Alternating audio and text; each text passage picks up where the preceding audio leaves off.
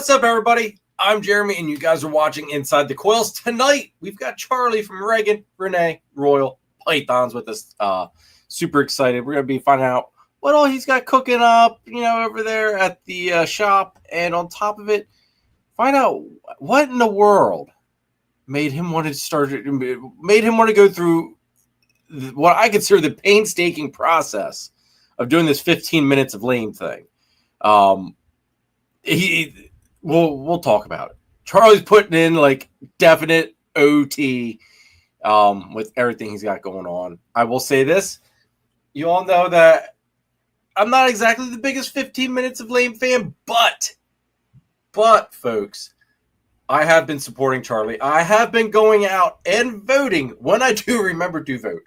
Been going out and doing some voting for Charlie. So hopefully Charlie, since he's in the chat, he is backstage as well. But Charlie, if you can before I bring you out, go ahead and put that link in the chat so everybody can click on it and go and vote quickly. Do that for me, bro, if you don't mind. But I do want to say hi. I'm going to kind of, we'll go through everybody here, but I do want to jump ahead a little bit here and say what's up to my brother Nathan from Infinite Possible Pythons. Not only one of my best friends, but also one of the OG channel sponsors as well. Had a great time with you yesterday, bro. Drove 2 hours, I would say painstaking hours, because I've been on the road a lot this weekend. We went Black Friday shopping to Christiana Mall there in Delaware. That was just a mistake. Wasn't bad going down. Coming back was horrendous. The traffic just sucked coming back.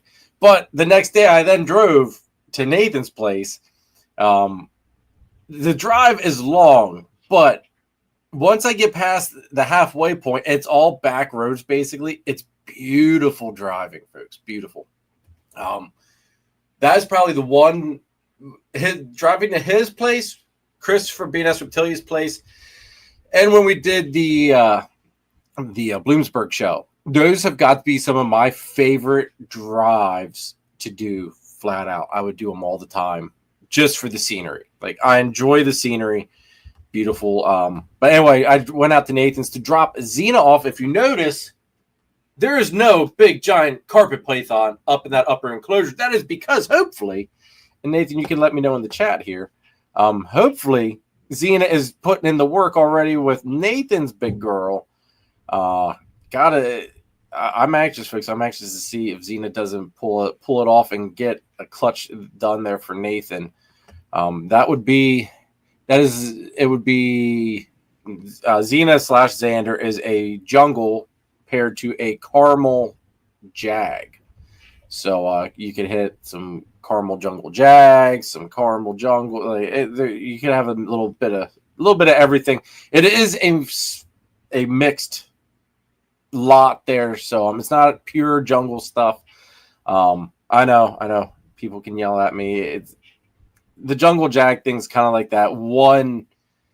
The one exception I make for mixing localities, impurity stuff, just because jungle jags are just outright probably some of the most beautiful jungles out there. But yeah, anyway, one of my few exceptions I make for mixing jungle stuff. But all right, Nathan says, so far he's hiding out in the hide. Well, if I remember, dude, your girl also went in there to hide with him when we left to go eat. Also, that's another thing, guys. When we went out to eat then afterwards, and my goodness, I had one of the best prime ribs I've ever had. So I had a awesome, great time hanging out with Nathan and going out to eat with him and Sharon as well. Got to see some killer bang stuff, guys. Definitely one of these days I need to get Nathan to set up a light box when I'm there and do just a bang video. Just a bang video, guys. I think hopefully I can con him into it to, letting you all see a little sneak peek as to getting this bang hype going up a little bit more. But let's go ahead, bring Charlie out, because you guys don't want to sit here and listen to me ramble and all that stuff. Then we'll go through the actual comments and say hi to all you wonderful people. So let's bring Charlie on out here. What up, brother? What's going on? It has been a busy week. Oh, busy weekend. Yeah. Feels like a whole week just in one weekend. I definitely get that. I say myself listening in. There we go. Got me? Sound? Yep, you're good. You're good. It was working. All right. Yeah. I was to remind myself, Xena is the male. Yes, Xena is. See, here's the thing with Xena. Xena was thought to be a female. Bought him as a female. The dude's the size of a female. Like, he's all but 7 foot. He's big by jungle standards in general, let alone a jungle male. He dwarfs my other male. Hands down, dwarfs him. Dwarfs my. I don't want to say he dwarfs my female Lagatha, but he's definitely bigger than what Lagatha is.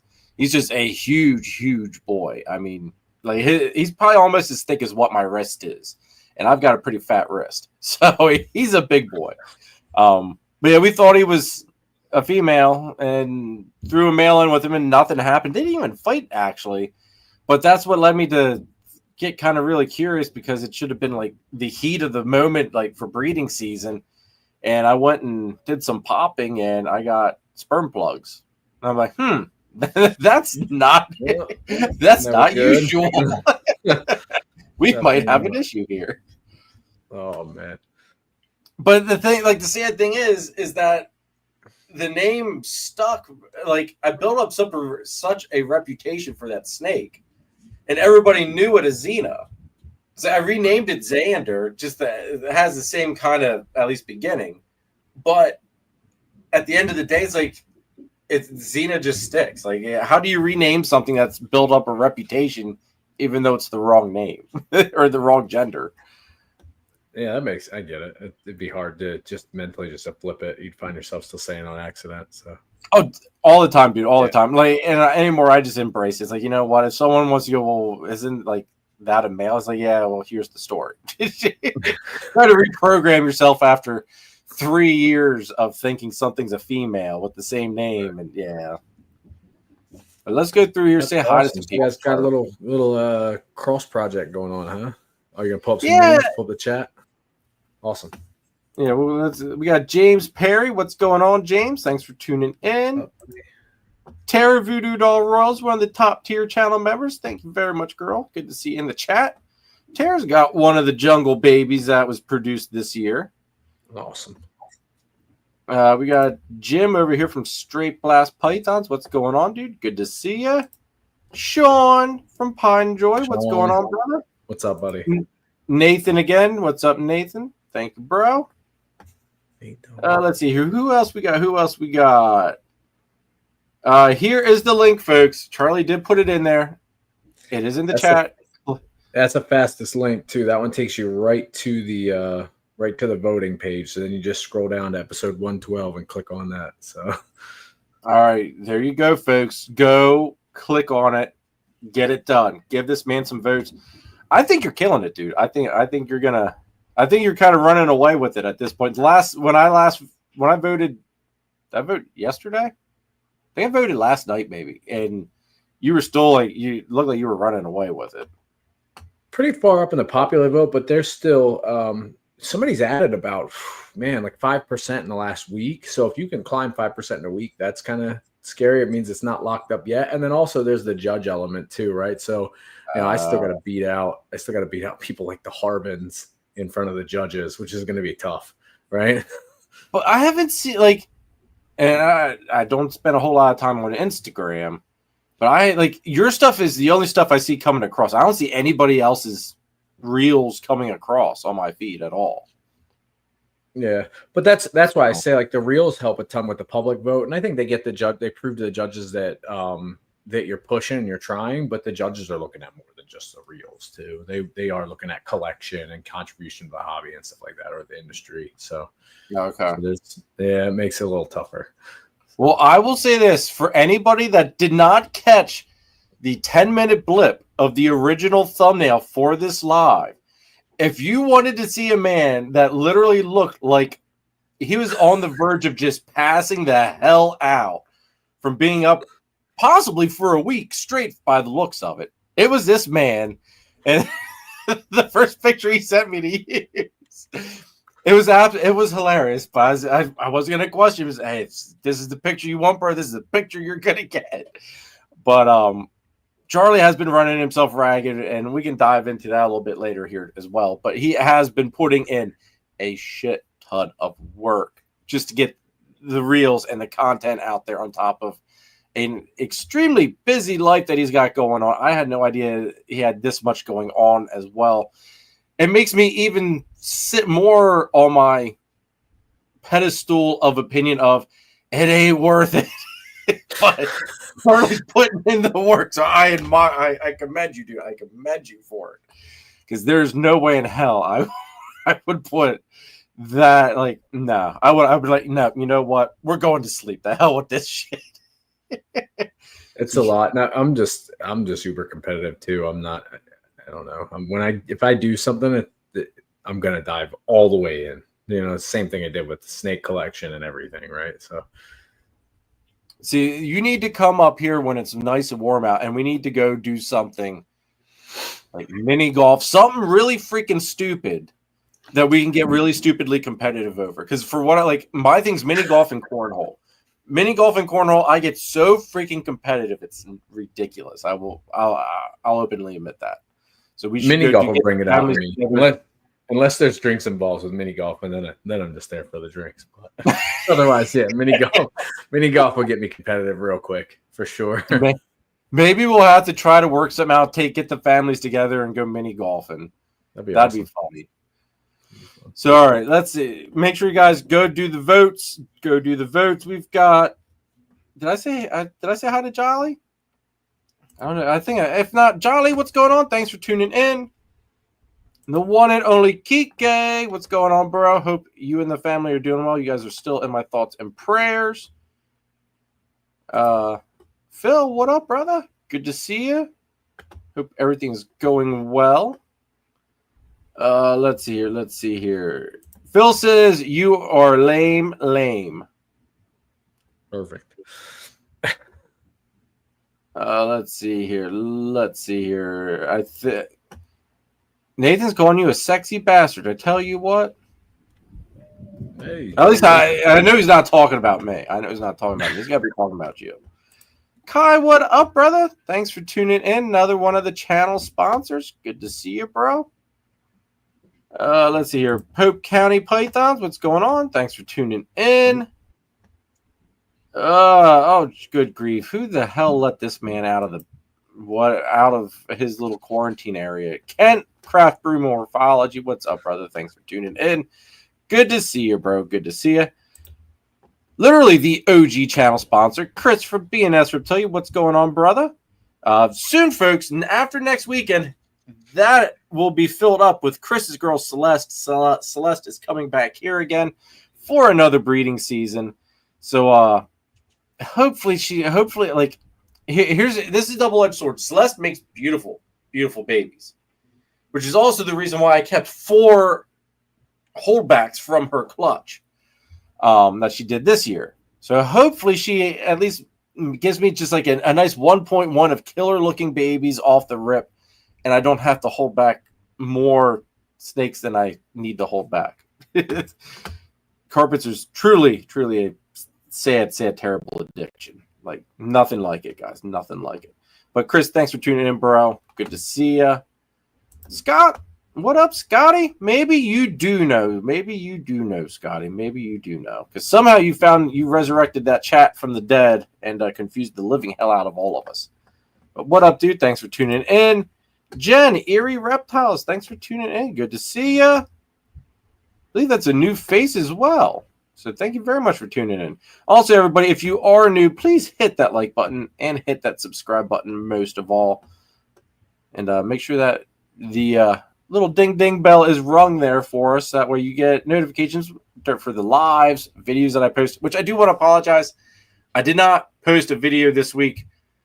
It was my last week of work, and they had me working some massively late freaking days just so that way they had me working late so they could lay me off early. If that makes any sense. But at the same token, it's a much needed rest. But I am now officially laid off, so I'll be getting more videos out. I'm going to be starting to try to do a husbandry pro live I don't know if I'm gonna do it once a week, probably like midday or something like that. But kind of just coaching people through anything like a Q&A. If people have questions that they want answered live, help walk them through it. Probably going to be doing that starting maybe next week is what I'm kind of thinking. So we'll see. But there will be a video out this week though, folks. So stay tuned for that. Mako Morph, what's going on? Thanks for tuning in. Let's see, am I caught up? Lindsay, Pico Pythons, what's going on? Good to see you in the chat. We got Brian and Holly, Sky High Morse. What's going on? That might catch us up. All right, I think that catches us up. Oh, hold on here. Jamie's jumping in here. Graceful Pythons, what's going on, Jamie? Thanks for tuning in. She's been resharing everything I post. Dude, Jamie's a big time supporter, bro. It's been awesome. Big supporter of everybody in the community. Kent is great. The group chat going to be all Jeremy for 3 months. Kent, it's going to be all Jeremy for 4 months, bro. 4 months of having nothing to do. Actually, that's a huge lie. I'm going to be mad. Like, I personally am now taking control over doing the snake room renovation and expansion because I'm tired of waiting. So I am going to be very, very busy. So, but the snake room expansion will be done hopefully by the time I am done with layoff. Yes, 4 months of carpet and carbon example. Yeah, exactly. But hey, you guys all know. You guys all love me for that. I keep things fresh. You know, you guys love it. Let's go ahead and run the first channel sponsor. Oh, Creative Genetics. Thank you, bro. Thank you. Yes, I hope you as well had a good Thanksgiving, and everybody, I hope you all had a wonderful Thanksgiving. I know I stuffed my face like a fat man. It was damn good, though. But thank you, Keith. Greatly appreciate it, bro. All right, let's run the first channel sponsor, and then we'll get the show on the road. Make sure you check out Nathan at Infinite Possible Pythons. He is your guy to go to if you want to get into the Bang project. On top of it, he's working a bunch of awesome ball python projects. Kahua geckos, Leachianus geckos, crested geckos, some scaleless corn snakes, and he is your one-stop shop for all your branding needs. So check him out. Check out Chris Shelley over at S Reptilia if you need a high-end ball python, blood python, locality boa, or colubrid. He's also Pennsylvania's distributor of Coco to Go and the Chipper, and he can also hook you up with some rats. So make sure you guys check out Chris over at S Reptilia. All right. Thank you guys very much for sponsoring the channel. So, Charlie, what's up, brother? What you got cooking? What's new over there at Reagan, Renee? Where do we want to start? We're talking about what's new over here. You're talking like animals or? Yeah, like animals, projects. What's got you kind of excited for this coming 25 season? Yeah. All right. I'm pretty excited right now. So I hatched, I show her quite often, but I hatched last year a Krypton that really, actually it was early last year that really kind of blew my mind on what was possible with Kryptons. And so the same male and a very similar, the sister to that female that produced that girl, the girl I'm referring to is an Enchi Firefly, red stripe, yellow belly Krypton. And she's double het DG and G stripe, and she has just crazy banding and flaming and stuff like that. It's unlike almost anything that I've seen out there. So the sister to that same mom, I've got eggs in the incubator from her, due here in a couple of days. So everything out of that will be either minimum triple het, DG, G stripe, and clown, or you can get Kryptons that are double hets and some of the same genes. Right. The only one that's missing this time is fire. So that I'm pretty excited about. And then the other thing that's even more exciting. So last year, actually the clutch was late in 23, hatched in January of 24. Last year, I hatched a combo Desert Ghost G-Stripe Krypton visual. Ooh. And that was from the same male. It's a red stripe spot nose, yellow belly, DG G-Stripe het cryptic to a pastel quad het DG G-Stripe Clown Pied female. That female is due to lay any day now. She's at like I had added sometime about it, maybe about 6 months ago. No, probably about 9 months ago now. I noticed all my girls were going about a week longer than you'd typically expect. So I started adding a week longer to my target lay dates for everybody. So she's at what would be most people's lay date now. So I know she'll probably go in the next week. So I'm really excited about that clutch. Is that just because like you're running to like lower temps maybe, or like, well, what's your thought as to why it seems like they're laying later like that so consistently? Yeah, I haven't put a ton of thought into it. It might be slightly lower temps. I think I'm maybe a little lower on the hotspot. I don't know. Like, so what do you set your thermostat for your hotspots at? Each rack's different. Like it's right around 90.5 is what I had the probe set for. So it hits about 88, 87 roughly on the hotspot. So I'm not much. I'm really not much lower than that. I'm about the same because I was going to say I keep the room ambient mid 70s with some heat, things like that. And then I really wasn't pushing hard on the hotspots because of that. A lot of the work was made up there. But it doesn't sound like I'm that much lower. I don't know what it is, but it's a consistent thing for about a year now. They've gone about a week longer, so before they lay. So whatever, they're coming just the same. Did a whole bunch of clutches this year. Maybe somewhere between, might be 15. Might be the 15th might be in the incubator right now. So, so the most I've done in the year previously. Probably about might go a little more than that next year, but I don't want to go over 20 for sure. Not for a long time, if ever.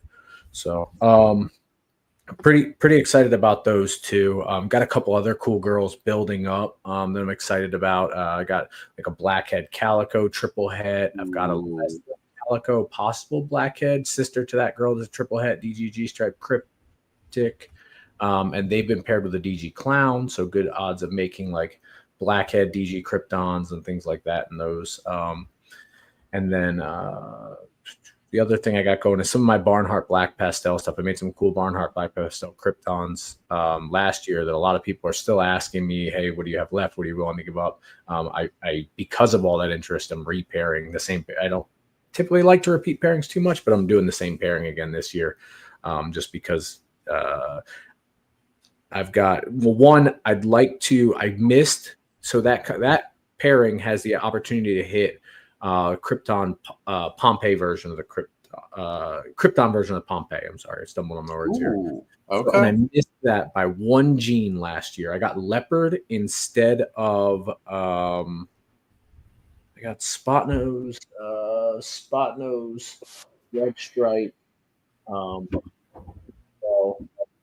then I got instead of yellow belly, I got leopard in the male by one, and made like kind of a cool Batman type combo with black pastel in it instead. So I'm hoping to hit. I'd like to see the Pompeii Krypton come out. I know it's been done, but I want one in the rack. And then the rest will be opportunity for some other people that were looking to get black pastel into their stuff. So.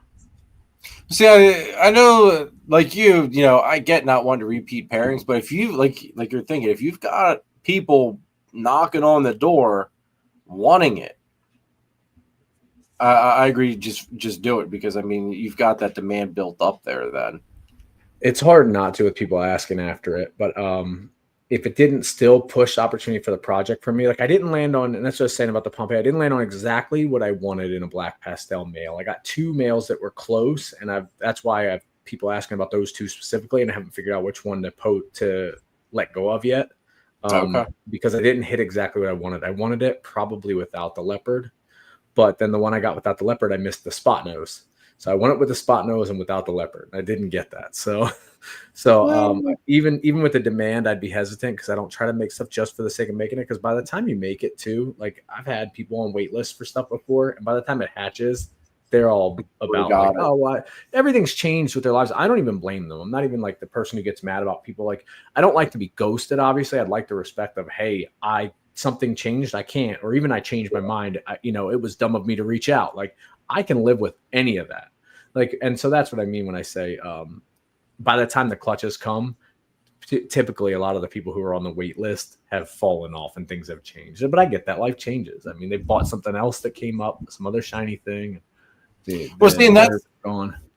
that's the other thing too. Like I do the wait list through Husbandry Pro, and because like that's a big thing, especially with like the carpet stuff. You know that's more been what the wait list has been used for was the carpet stuff, and I kind of thought there would have been more people that dropped off, like you're saying. But much to my surprise, I'd say probably like 95% of everybody that was on that list actually followed through with their purchase, which surprised the hell out of me because I expected it to be the complete opposite. Yeah. So no, I get what you're saying with the waitlist thing there too, though, because the people that did fall off or never responded back, or I think it's just kind of like, I get it.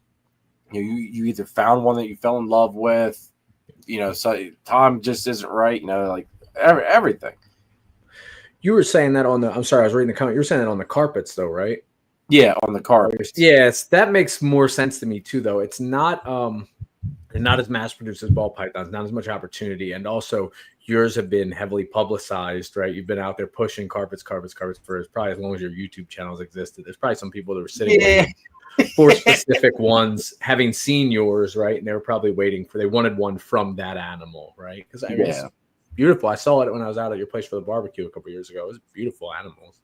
I mean, wait, you need to come up for the next one because there's what you saw then is there's way much cooler shit now. Like way much cooler shit now. Stuff that will make what I started off with look like just bad examples. I mean, I've held back some really nice stuff. But yeah, well, what's this whole this embrace your inner lame here? See how silly, goofy, how much you're willing to humiliate yourself in public. Well, what the heck's this all about here? I don't know. I've done my fair share of humiliating myself in public lately as I shot different reels. Like my neighbors are probably wondering why I was tackling my daughter in the front yard today and doing multiple takes of it. So, but Brian here posted some kind of video today. I was trying to get my head around. I kind of did the dog thing where you like bend your head to the side trying to understand it, but he's trying to get us to come out and do something. He did him and his whole family. It was cute. Don't get me wrong, but they dressed up really crazy. They had their hair like the one girl has like long hair, it was like sticking straight up and stuff. I think he's trying to get us all to do something else embarrassing or something publicly to prove how lame we are. So I gotta see where I can fit that in. I am we want to jump into some of that. I am like fully like immersed myself. I'm like method acting at this point, like on the different reels I'm doing and stuff like that. I'm like my wife and Reagan are like, hey, well, are we going to shoot this or that today? I'm like, no. I'm not in New Jersey right now. And they're like, what do you mean? I'm like, I'm in California, like going to see Sloan Morphs right now. I'm not in, they're like, you're quite literally standing here in New Jersey. I'm like, no, but I'm not like in the timeline of things in the lame universe. That's not where I am. Like, oh God, the lame universe. Like the it's like all right. Now that in itself it's the lame universe. You have heard it here for the first time. No, I mean that's really like how it's been the last couple of days here. But it's like Reagan today was asking me about. There's a thing going on out there right now in some of the reels that everybody's shipping me their pastels to kind of like take me down, like to slow me down and to give me extra animals to have to deal with and stuff like that, so that I'll lose. So Reagan was asking, aren't we gonna do the video opening the pastels today? And I was like, I'm not home yet from California. We just posted a video in California. She's like, well, she's probably thinking Dad actually finally lost his shit. This guy, that's probably explains why she was telling my wife this morning, just let him sleep. When my wife was trying to get me up, like, get up. You never sleep in like this. What's wrong with you? Reagan's like, just let him sleep. He needs to come back to reality just for a little bit. This guy's gone. He's like, climb this ladder. Now jump. Oh, I got to film it again. You okay? Did that hurt? Jump again. Oh my God, dude. See, I would not have this level of dedication that you have for this. There's no way. No way I would have that level of dedication. I've been into it for sure. Phil here. Phil here. Puzzles. What are you doing with puzzles? I hate saying this. I'm afraid people are going to think it's a knock on the project, and it's not. It's really for the sake of keeping very focused and concentrated in my projects. Puzzle was something that was for me, and it was the first time in a long time I got caught up in it, but it was a shiny object, a butterfly that I chased. So I saw some really cool puzzle stuff come along. There was all that intrigue and drama about, can puzzle clowns be made? I did not believe the hype that a puzzle clown couldn't be made. I'll say I was right and wrong. A puzzle clown can be made. You just can't really tell that well right now with the combos we've hit. So again, not a knock again at that project, because I think somebody will find something that sets it off. But yeah, so I had gotten in with a breeding pair of puzzle het clown and a clown het puzzle. I was looking to add some other females. And then, like I said, they said, you know what? The other project that I'm running, the Krypton stuff, really took off on me, and it's quite similar. And so I said, you know what? I'm going to consolidate down a little bit and move that along. What are you doing with paint? Nothing yet. I've not found the right animal yet in paint. When I go into a project like that, I will either go grab a crazy male in that project, and I'll immediately start putting him to like some of I keep a couple of double recessive females. This is something I saw Kai talk about a while, maybe a year or so ago, and I started consolidating down a little bit more like that and got away from the mindset of keeping double het females and the powerhouse males. Some base double visual females as well, so that I can take that powerful male, I can put it to like a multi-codom female or something, and the next year I have those genes to go back to double female, and I have good chances of making your new codom or incomplete dominant on that. So when I go into paint, which is probably what will happen now. There's 2 to 3 genes I'm kind of eyeing up. The beginning of next year, I would grab another recessive. I was just talking with somebody about this last night.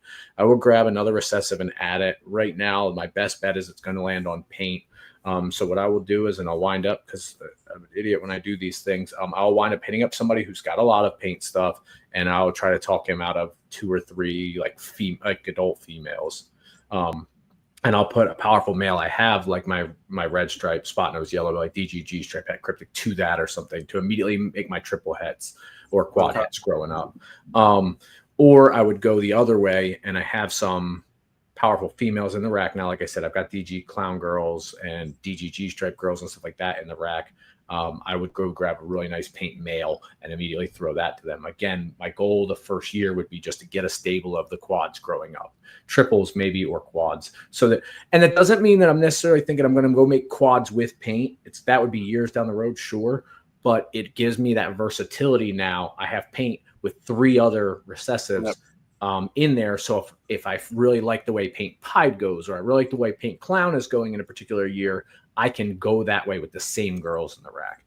I also look for opportunities for crossover a lot too. So if I could do better than quads, if somehow I got if I say I got paint het clown male and threw that right to DG clown females or something, where I have a good chance of getting clown double het paint DGs, that's even better, right? It gives me an even nicer step up in the project, because now you go ahead and you have, by the time those are up to size, I should have a really powerful like DG clown male or something, or I have DG cryptic males or krypton males already that are, I have a nice DG clown male, but I'd be able to put something like that to it and make combos pretty fast, right?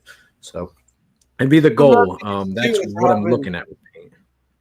The other thing too, my thought is with having the quad females that are already grown up, by the time you're probably pumping babies out with them, you can test for basically everything else.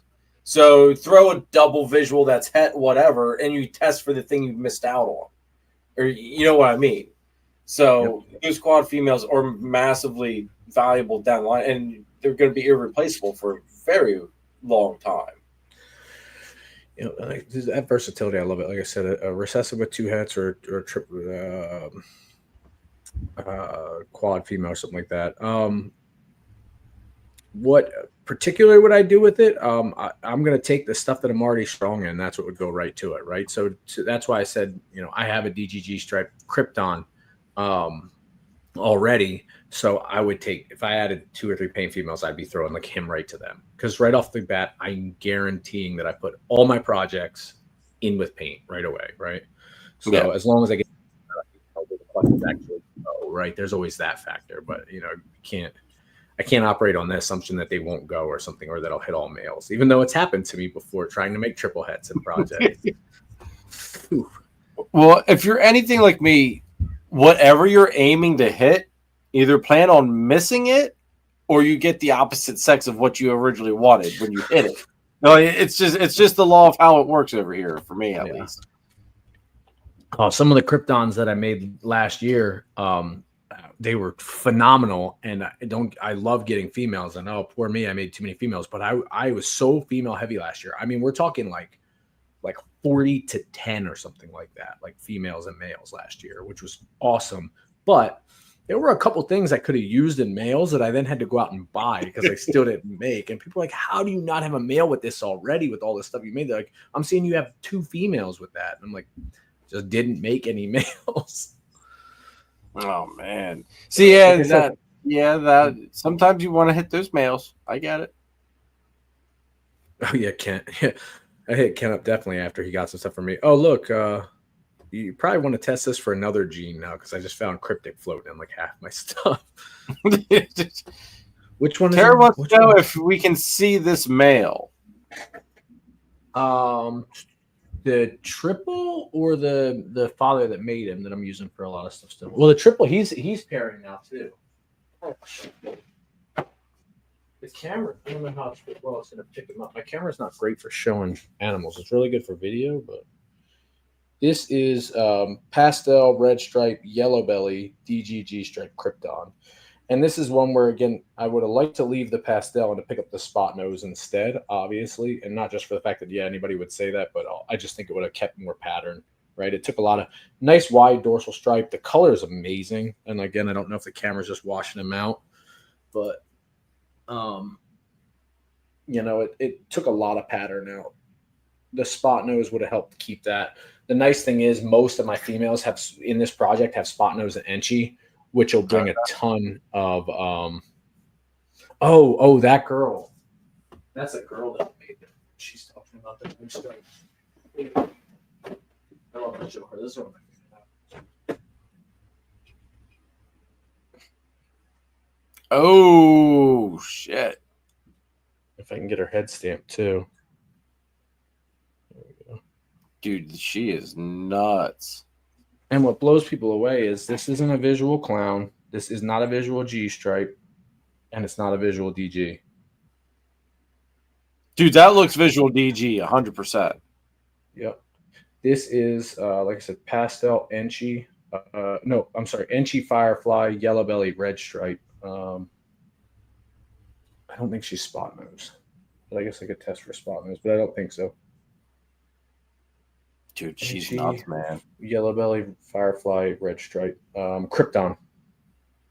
So she's not a visual clown, but she's a Krypton. And this is about this banding and these stripes. And if you go to my page, you can see. If you go to like Instagram, you can see like the actual colors and stuff. Yes, hello.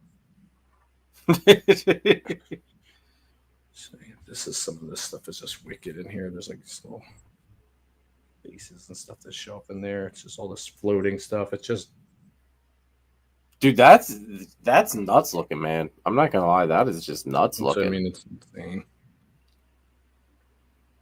Ken says that you and him are fighting for the most pastel per capita. I just looked because this joke where everybody's putting me pastels. I was trying to find pastels over in like my hatchling rack for the video. And Kent, I was really proud of myself. I have almost no pastels left in anything growing up over there. So anything that's over on this side of the room in my hatchling and my juvenile racks, I found 3 pastels in all of it. So I was pretty happy with that. But for a while there, I was telling Kent I had like, I don't know, some crazy percentage, 30% of my collection had pastel in it or something. But I mean, pastel works with so many different genes and combos. I mean, I get that there's some that it doesn't strive in, but there's a lot that it works good in too. I mean, I love pastel. I'm not gonna lie, I love pastel. But a lot of the stuff that I work also works good with pastel. Yeah, I usually, and you've seen me in the chat, go like, ooh, pastel, and then I'll share a pastel animal that looks awesome. I think I get it. I get the hate. There's some stuff I'm scared of it in a lot of my dark gene projects because you get the washout, right? So when you have the pewter effect and stuff like that, and you're just washing an animal out, that's scary. And then just the factor of it's so overpopulated in the industry right now that your price takes a hit on anything that you miss on that you land in the pastel. So there's a lot of pairings right now where I'm like, man, I have opportunities to make stuff that I really like. I have the opportunity to add hypo with that girl that you just saw, like basically recreate that, but with head hypo also. And I'm scared because the opportunity to hit super pastel in the pairing. And I'm like, I won't want that. And it'll be really hard to move if I hit super pastels. So I get the hate that it's getting on one hand. On the other hand, I mean, it looks so nice. I mean, like you figure DG pastel looks amazing. Exantic pastel looks amazing. I mean, there are those genes that pastel really works good with. There are some though that it just doesn't. It takes away. You gotta find that sweet spot for it. Kai wants to know: are you still working candy, and what do you have in the plans for it? I pared down a lot of my candy stuff. I didn't get rid of it. There's some of the animals that are some of the first. It was the first like project I ever really had, like true project, was in candy pie stuff. So some of those animals I've had for a while, and I'm still struggling with some of the attachment on that. But I did get most of them, with the exception of about 2 that are just in the candy pie project alone, out. The rest, I mean, I have a few others that are listed. So people are welcome to go check that out. There's a bunch of really nice stuff in there. Pretty much moved it down just to with clown. Now, some of it's still with pied, like I said, because I still have a couple that have pied, and I have some stuff like I have candy double het clown pied stuff now that's growing up. So, but it's basically at this point for me to keep it, it's got to be like at least like spot nose candy, double het clown pied or something like that for me to have kept it. Anything that's not like kind of on that tier, I've started to move out. Just if I did shows and stuff, I think I'd have more opportunity to move a lot of that. I think they're really good for people who do shows. I think candy pied is the type of thing that catches somebody's eye when they walk by. It's one of the things that got me into the industry. So I think there's still a ton of space for that. Same thing with dreamsicles, right? It's the same reason that those get so much hype, because they're beautiful. But I know pied projects can have some limitations. I'm not condemning pied in general. I have pied that I'm working into a bunch of other stuff still. I just mentioned the quad het girl has pied, and I've got a few visual. I have a visual DG triple het with pied in it growing up, and a couple other quads now too. So I'm definitely still working some pied stuff, but there's some limitations, right? You start to lose something sometimes, especially if you get a higher white pied, you lose some pattern. And there's spot nose and black pastel, cinnamon, a lot of things that almost everything goes away in pied lesser, so that's part of why I'm out of some of the candy stuff. That is, how do I want to put it? Pied was never on my list to get involved with. I think pies are cool looking, but I never planned on getting into pies at all. And now I've got 2 pies in the racks, plus I've got a clutch of them sitting here, which some of them will be getting released for Hamburg next week, or this week actually, Hamburg this week. I am actually holding one back yet too. So, I mean, actually, no, that's even a lie. I've got I've got 4 pies in the racks. One of them is at TSK though. So, but that's also the whole point of having them, is to move them into building, double, triple het, exantic combo stuff. Just, use them, get that stuff done, and then move them out and grow everything else up. I got one pair of exanthics, het exanthics left in my rack. And actually, funny enough that we talk about candy pie, it's also some of my remaining candy stuff that's left. Yeah, are you back from Cali already? Exactly. Just got in a couple hours ago. Very tired. So I have a pair of triple het candy exanthic pies in the rack. And I'm still not even sure what I'm going to do with those. I probably won't pair triple het to triple het because of all the stuff that I'll miss. I probably would pair something like a candy double het clown pied or something like that, test for the exanthic and keep some of the better stuff, and just wait till later when the right opportunity comes to use the exanthic. But there's a little bit of that. Once I get the first clutch out of them, I may move them too. I've sold a couple of males. I've never sold a female in that project yet, so I won't until I get what I need out of it, and then I will. Yeah. So I'd like to just get, even if I got like an Exanthic pied male back. So that's one argument for pairing the triple head. If I hit the Exanthic pied male, it'd be 66% for the candy. That'd be perfect. I'd actually be comfortable moving the triple het male away and keeping the female maybe, or using that Exanthic pied to go to some like my DG stuff. I have a lot of DG stuff with candy floating in it now. It will say it on my, don't get scared on Morph Market or anything. I will tell you, I won't just leave a gene like hiding in there. So don't think like, oh, if I buy like DG pied stuff from Charlie, it might be like I might accidentally make candies or something. That's not going to be the case. I'm going to tell, I will have tested for it. I will tell you. If I haven't tested for it, I'll tell you it's possible. But there are some things in my rack now with candy floating around and DG pied stuff too. This was my next question too, Brian and Holly, was what line of Exanthic? And I know you're going to disappoint me.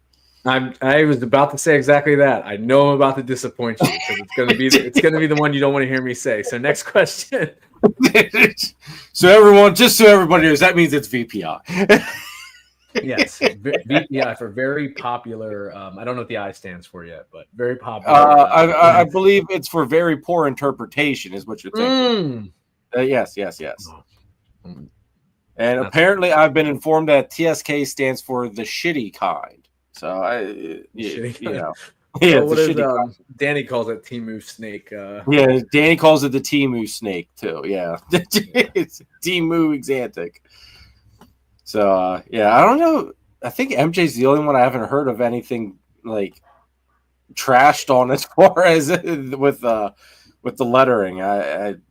If anybody has heard of a good one for MJ, let me know. I'm kind of curious on that one. But let's run a channel sponsor.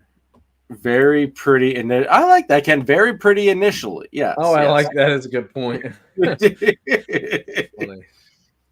Let's run another channel sponsor here, dude, and then we'll dive into some of this 15 minutes of lame stuff that you got going on.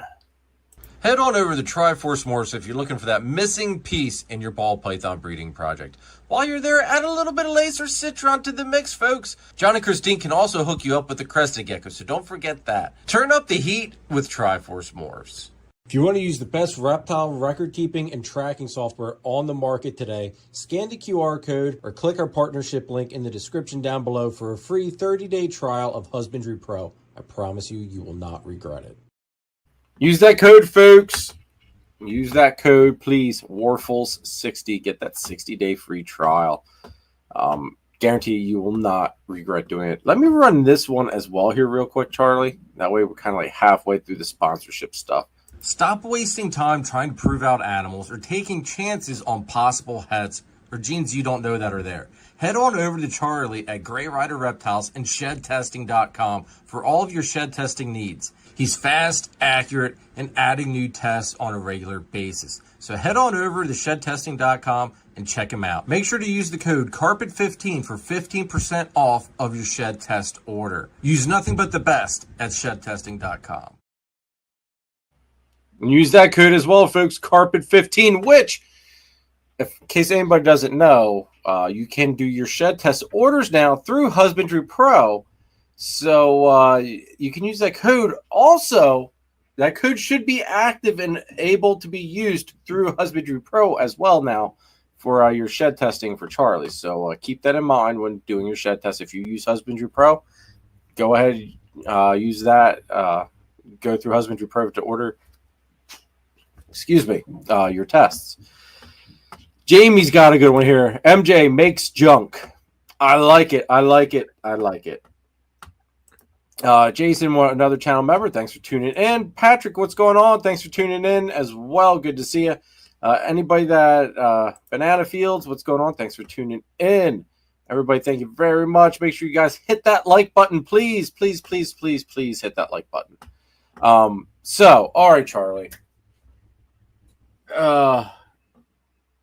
Jeremy, talk about the giveaway if you order. Yeah, there is like a giveaway too. In all honesty, I forget I'm a bad promo person on this. Because I forget even what the promo is, but you do get entered into a contest for something. I forget. I'm not gonna lie, I forget what all you get out of this contest, but you get. I think is it like I can't remember. Go to Husbandry Pro's Facebook or Instagram page. I think it's on there.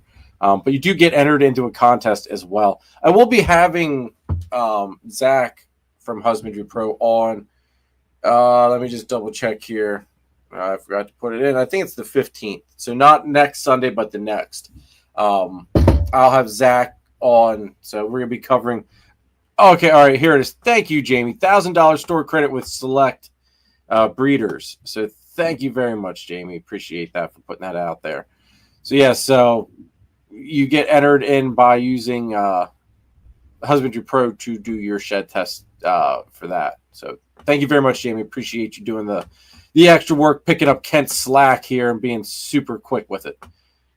So, all right, Charlie, tell us, how in the hell did you get wrapped up into this thing? The 15 minutes thing? Yes. How in the world did you get wrapped up into it?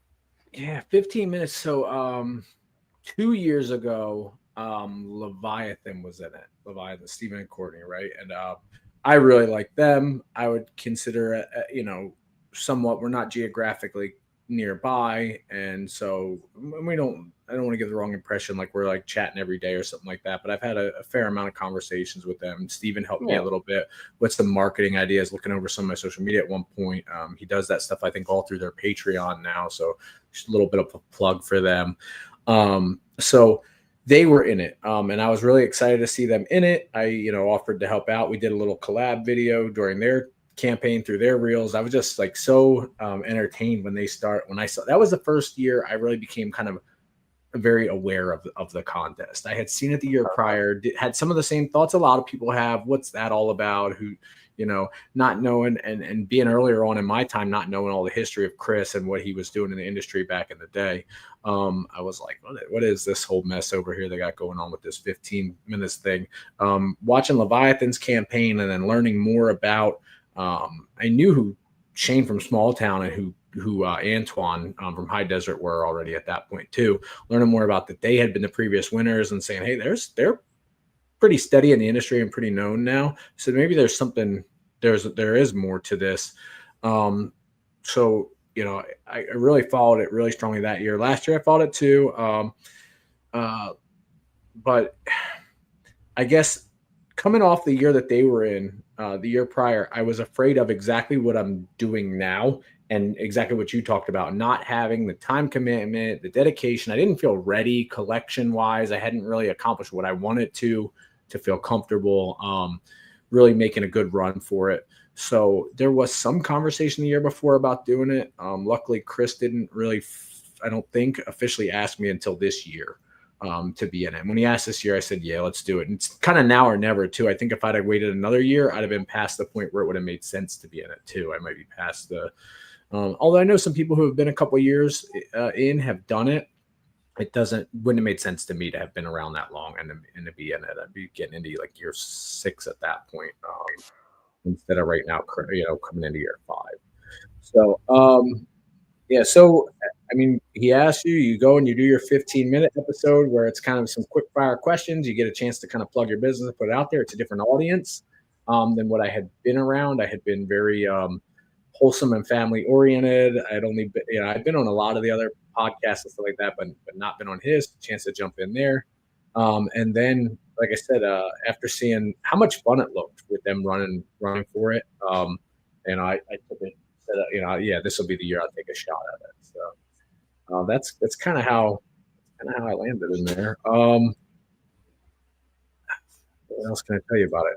There's, if you want to know more about it, if you don't already, I mean, the big thing I tell people is check out the documentary. That does a pretty good job explaining how it started, kind of as a joke, and how the first couple of seasons went. It really takes you through the history of it.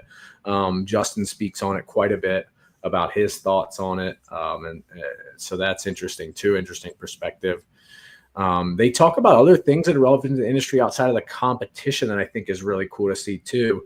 The themes that we all pretty much know well, where you get in and you just start buying all this stuff, and then you got to figure out, okay, a lot of these don't make sense, and I have to move away from them and concentrate down. I mean, everybody from, Leviathan, who had just won in the year that they made the documentary, they just won like the year prior, all the way, so they were considered new at that point, all the way up through the people who had won years prior, Chris, and then even Justin, speak on exactly those things too, the kind of what type of people he's seen. I mean, Justin, like him or not, he's been around 20 plus years now, right? So the things he's seen as to who stays and who doesn't, who makes it and who doesn't, he comments on that stuff too. So that was pretty interesting and got me more interested and excited in it too. So I tell people, if you really want to know more about it, check that out. That's the best way to get a feel for what it's really all about. It also gave me a little bit of a roadmap. I didn't outright plagiarize the way that the other campaigns were run, but it gives you a little bit of an idea what's worked and what hasn't. You have to think in your individual year who else you're against, though, and if some of the same stuff will work or not. So one example I'll give on that, and I'm giving stuff away, although I don't see a lot of people in the comments that are in the competition right now watching. But in other years, there's been people who were kind of more pot stirrers and were more mean to each other. There was comments on another live on Chris's channel earlier tonight about people not being mean enough this year. I think that there's certain people, if you were, again, it comes down to what might or might not work. There's certain people that if you were mean to in the contest this year, I don't think that would go very well. I think that people would not want to vote for you. So I don't know that that's the best strategy, but that's interesting for me too, the strategy behind it. So I don't know, that's another reason. I think that's something where you do definitely have to feel your audience out on top of feeling out what you can do with the other people. Because, I mean, you could inadvertently, even though without the intention of it, hurt someone's feelings or piss someone. Yeah, I get it, And joking's always funny until it's not, right? So that's the thing too. I mean, I was in the military before, man. We ragged on each other relentlessly. I mean, nothing was off the table. People talked about people's sisters, moms, all kinds of stuff. I mean, it was brutal. Like, so I have past history of going too far. Like, so I don't joke with people anymore because, like, and one, I've grown out of it to a point where I actually don't like it anymore because I don't know what it's getting me. When you have a friend that you and them have like a really, like some of the stuff we do with Danny and then back and forth, right? I was just gonna say the PA group chat is primary example of definitely taking things way too far many of times. Yeah. So exactly. But so there are examples. I was going to say when you have somebody that you're comfortable with, but no, actually, even in there, we've seen it go too far. So it's always funny until it's not. And then all of a sudden it's a big problem. And at the end of the day, this for me is still a business. So I still don't want to alienate certain people by making certain jokes and stuff like that. Just for the sake of, if nothing else, one, like I said, I don't have that much of a comfort level in it anymore. I'm trying to put positive energy out around me and trying to influence the world in a way that, that I want to see it move. So I don't want to add too much negativity either. But also, from the business side, it just doesn't make a lot of sense too. So, there's, I don't know. That carries over in everything. That's not just even about the contest.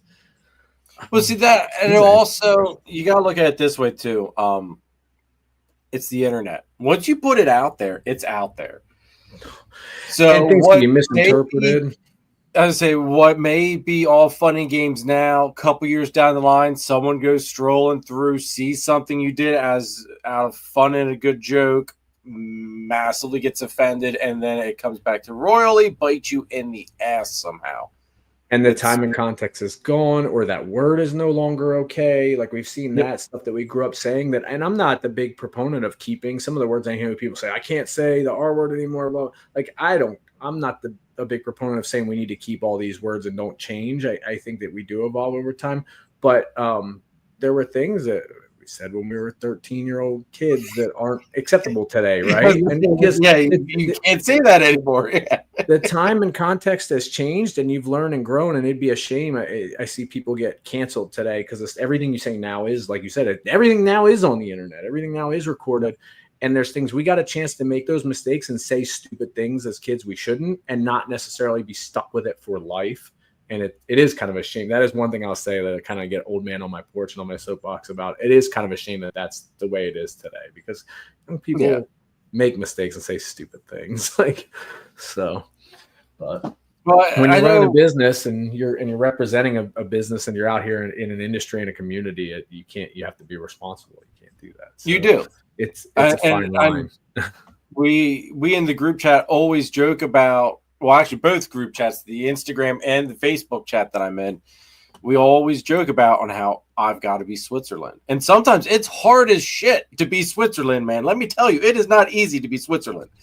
To sit there and just kind of, just keep yourself, in check and keep your crap together, because sometimes you want to voice one way or the other, but deep down it's like, you know what, in the end, it doesn't matter, because that stuff I don't want it to affect this as my business and everything. Like, this is something completely different from me, essentially. And you gotta watch what you do and say. I've had to put my feelings outright aside on stuff that I didn't like, or I could have put somebody out there on bad deals and things like that. And I said, you know what? Here's another thing to consider too. Sometimes, even if you're the one on the right, if you're out there involved in drama on the internet, sometimes people they don't hear which side was which. They just go, oh, that's the guy who had a problem with so-and-so. And so sometimes they just stay away. So. Nope. I agree, man. I agree. I want to see Reagan before we do more reels together. Yeah, that was fun. That was pretty cool. Kevin here had a question. Can you predict the future of some new recessive morphs such as monsoon, puzzle, zebra, sunset, etc.? Yeah. You want to go first? You want me to go or what?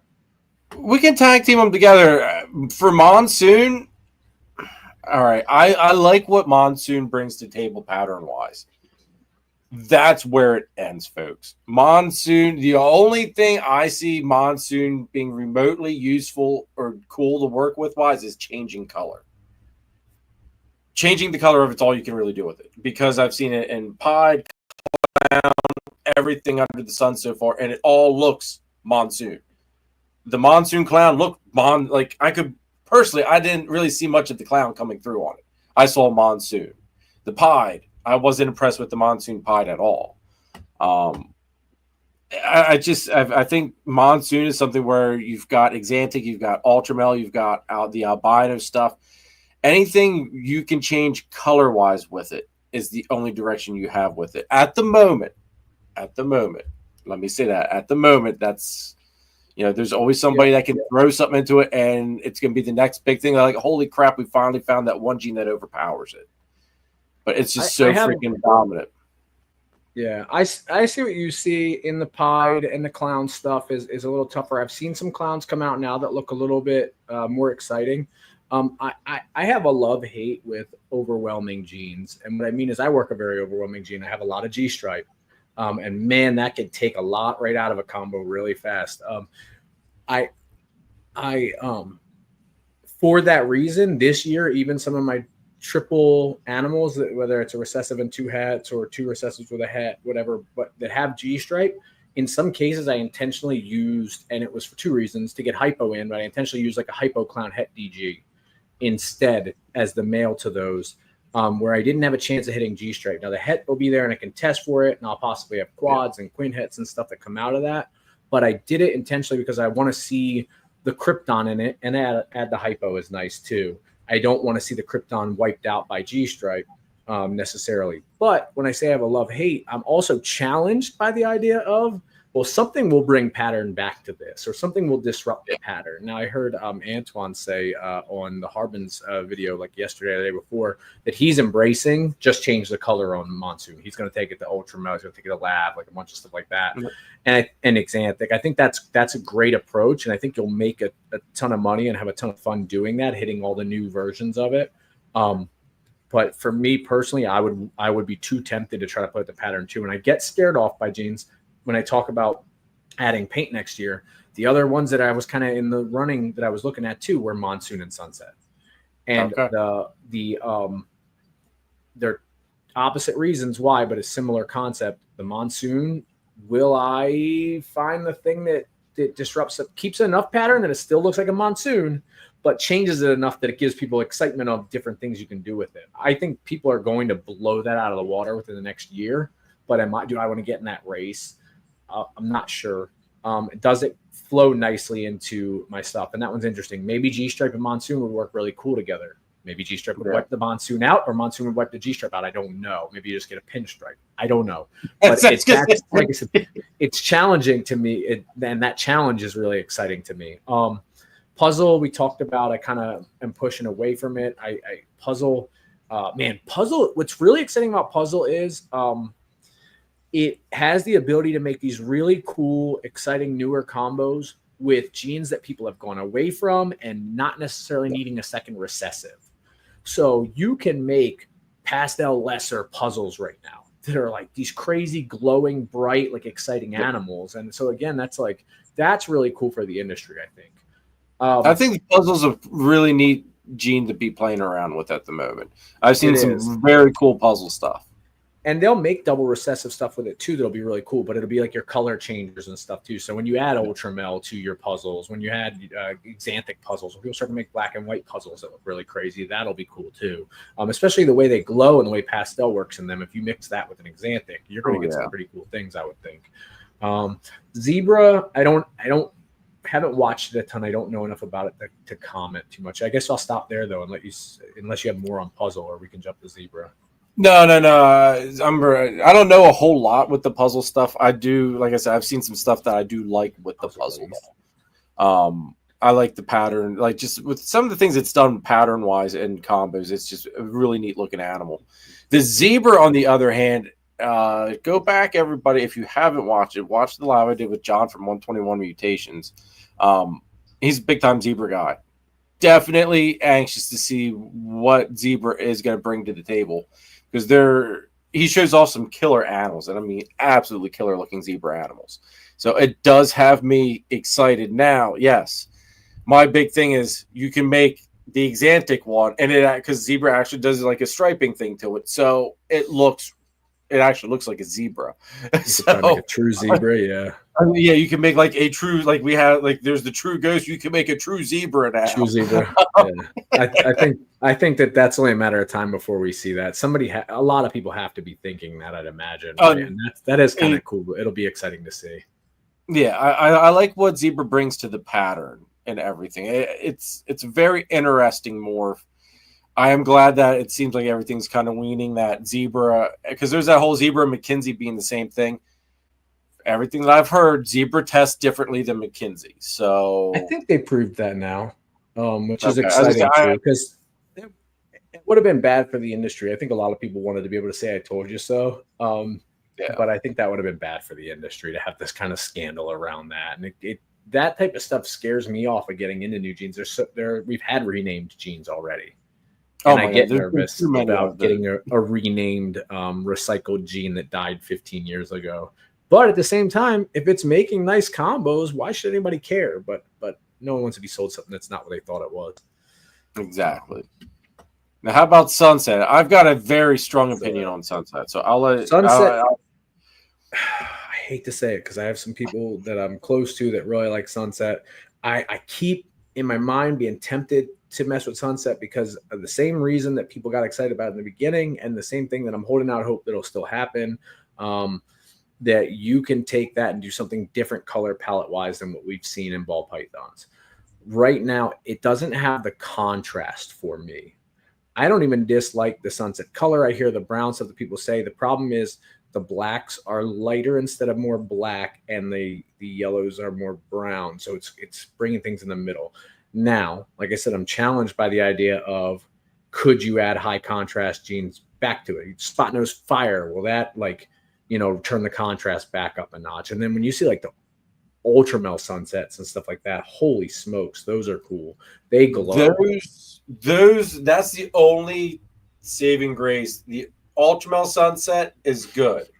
The lavender albino sunset is the exact replica of the Sun Dragon and boas, where it's like a neon. The only way to describe it is like neon red, neon orange snake. That's pretty cool. Other than that, for me, the Sunset, as much as I hate to say it, and I don't like trashing on other people's projects, the Sunset is a freaking turd. Like an overpriced brown snake at the end of the day. Like, I'm sorry, guys. I'm sorry. That's my opinion. They look cool. So some of them look cool as babies, but all the adults I've seen so far they're just brown. Like, there's nothing flashy.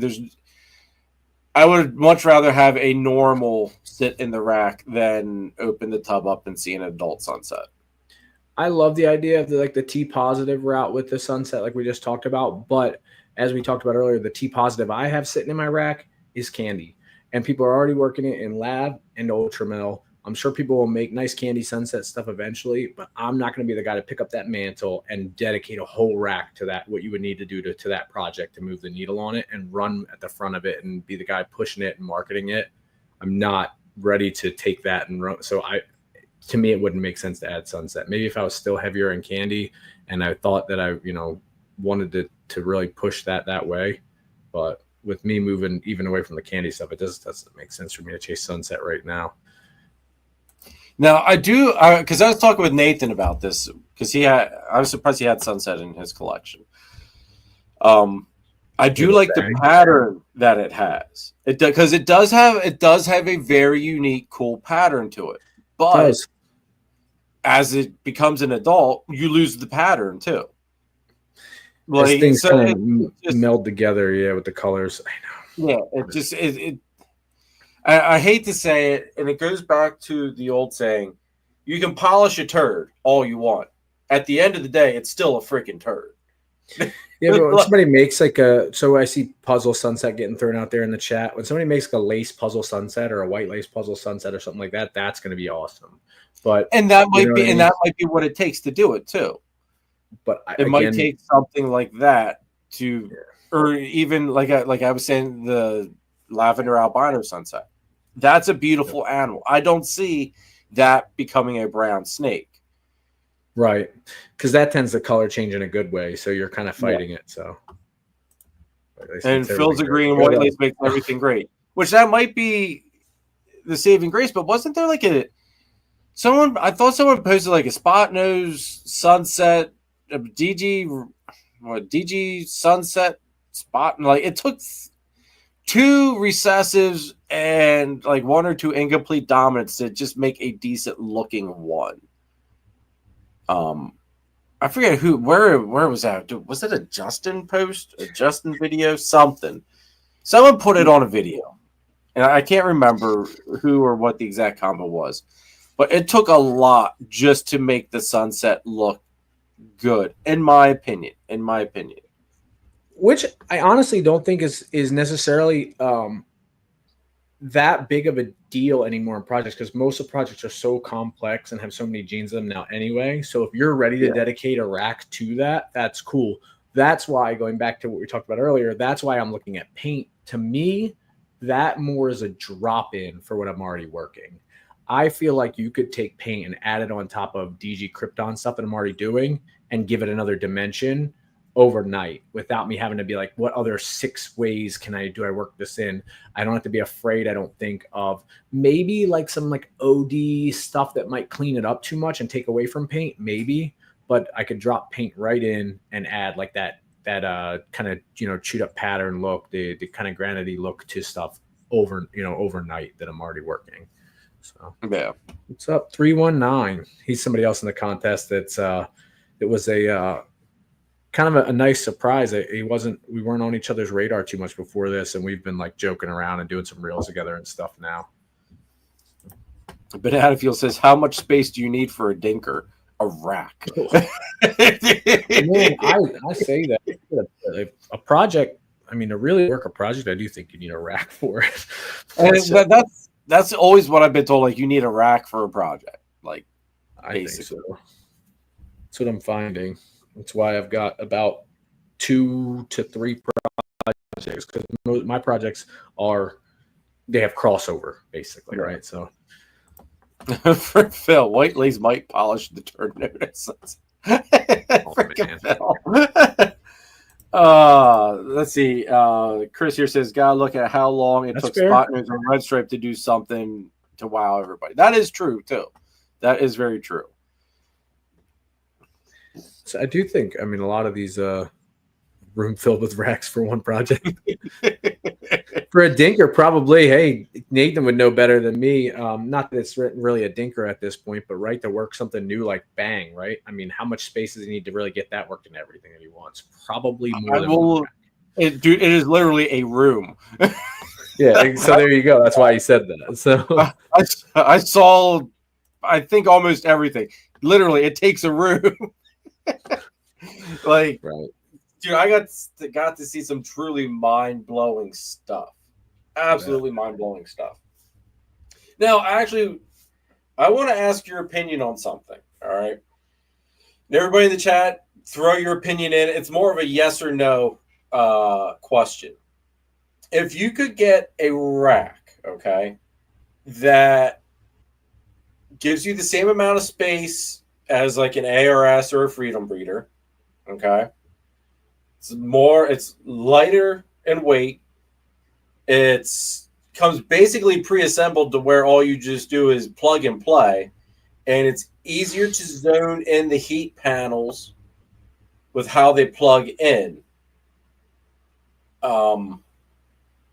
And the paneling's better, and you could come in at a lower end cost. Would that be something that you would jump on board of instead of going with the ARS or the Freedom Breeder stuff? And the rack would be made of, say, something like aluminum. For the tubing and stuff? Yeah, the tubing would be aluminum. It would be like a hybrid rack type of deal. But the price comes in below ARS and Freedom Breeder. Is that something that anybody would find intriguing or interested in?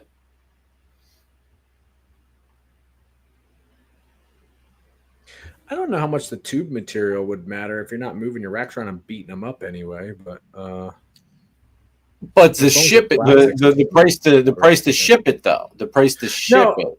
That's where the comes into. You wouldn't be losing anything structurally though. Yeah, that's what I mean. I understand why it would drive costs, the shipping, and then probably just the materials. But I just don't know. I'm saying on the user end, I don't know that you'd notice much difference. I think as long as the tub quality and kind of all that stuff was the same, and tubs move in and out, and it still heats well and things like that, I don't see why. Do you think? I mean, but do you think people would switch over from, say, Freedom Breeder or ARS if they're getting a product that's no, Jeremy is not melting cans in his backyard. I think your new people would. I think your new people would probably go that route. I think people who are already set. You know what I mean? Like I wouldn't be changing direction at this point, but I'm about hopefully done on racks for a little while. But I was talking this weekend with some people, and there was some things shown and thrown around and this and that, and I just wanted to see if the thought would intrigue anybody, if there would be a demand, because I think there would be a big demand for it. Personally, I really do think. I don't know much about the rack business.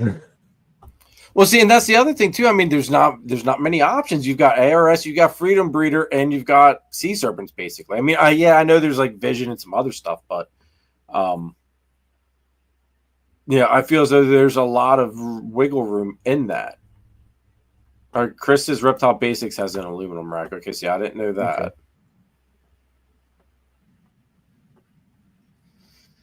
But anywho, it was just something to throw out there. Figured I'd see what your opinion was on it. Seems like there's a couple people that would be interested in it, though, so that's good.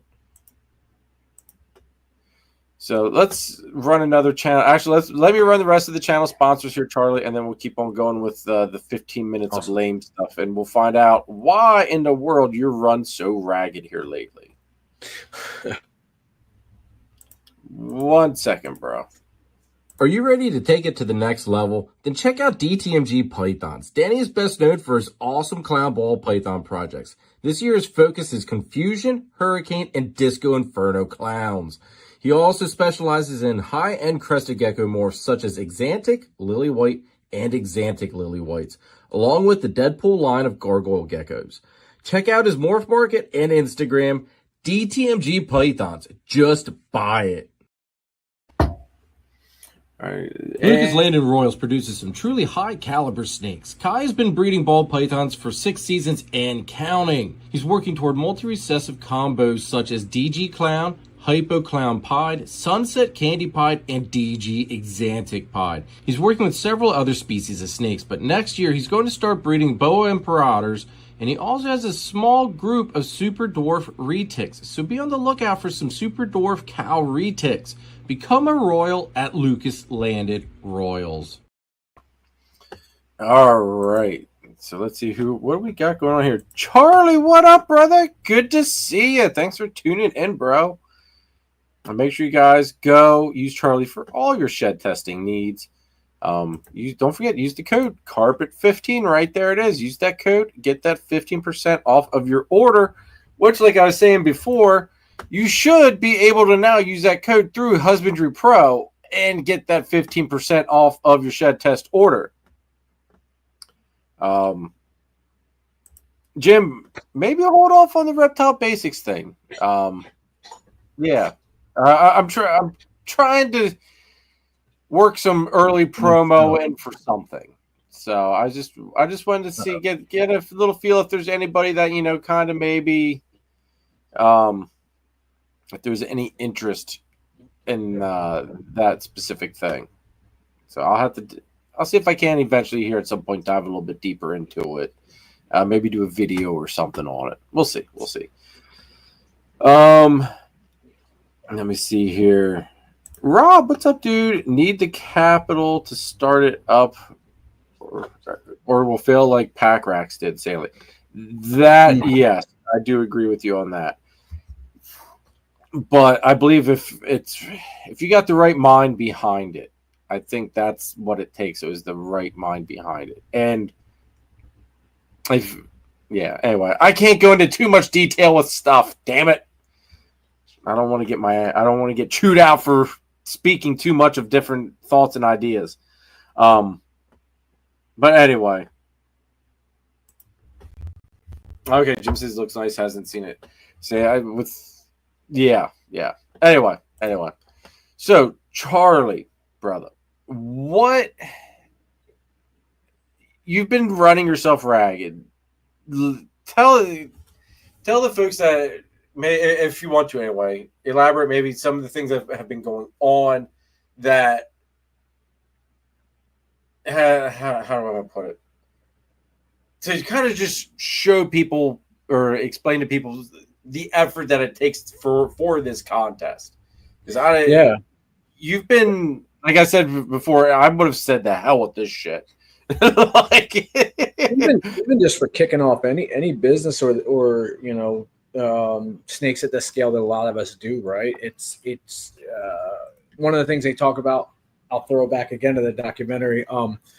The level of effort that it takes, right? So, and what I mean is the impact of, so it's this cool idea to start adding all these crazy cool morphs and stuff like that. And you're really excited. And, oh, well, if I can take care of one, what's a couple more? And it's all in a rack. And it seems really easy until feeding day all of a sudden is this event, or rat cleaning day is like an event, right? So, and then life hits you, right? So that works well for those who came in during the pandemic, right? And myself we had a couple snakes right before, but we kind of took off on the amount that we added through that pandemic hype. So it seems cool when you've got a lot more time that people are home, working from home a lot and stuff like that, right? But then the second life hits you, man, in a way that you don't expect, and you're trying to figure out now, well, how do I go do this? How do I keep my full-time job? Because a lot of us, let's face it, aren't at the point where, especially not in your first couple of years, where this pays, replaces your mortgage payments and stuff like that, right? And then when life hits a little bit sideways, so my wife, big credit to her, does a lot of the tub cleaning and stuff because I work not just full time, but I work an insane amount of hours as is. I run a fairly large factory that's 24/7 operation. So all different times of the night, I'm involved in making sure things are working there, coordinating with maintenance people and stuff like that to keep things going.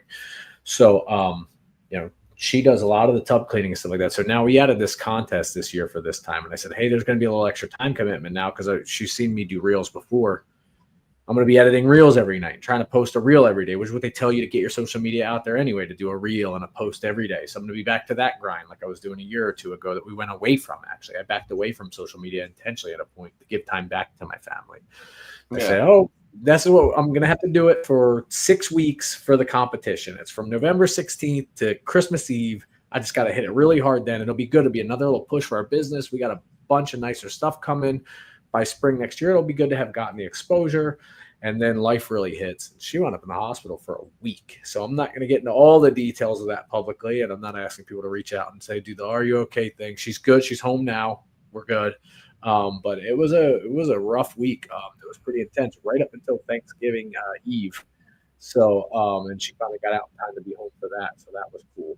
But so there's my primary tub cleaning employee. The person who takes care of the house, the person who gets Reagan to school and back so that I can work the amount of hours I do, she stays at home. So I'm like getting up in the morning, running to drop Reagan at school, going to sit with her at the hospital for an hour or two just to visit and spend some time with her, then going to work, staying there until Reagan gets out of school, coming home. Me and Reagan are like, shoot a video really quick. Reagan does Taekwondo 4 or 5 days a week. She's got like medals like nationally and stuff like that. So we're like, run to Taekwondo. We shoot some footage for a reel, run to Taekwondo. No, go visit mom at the hospital so she can see her for a little bit.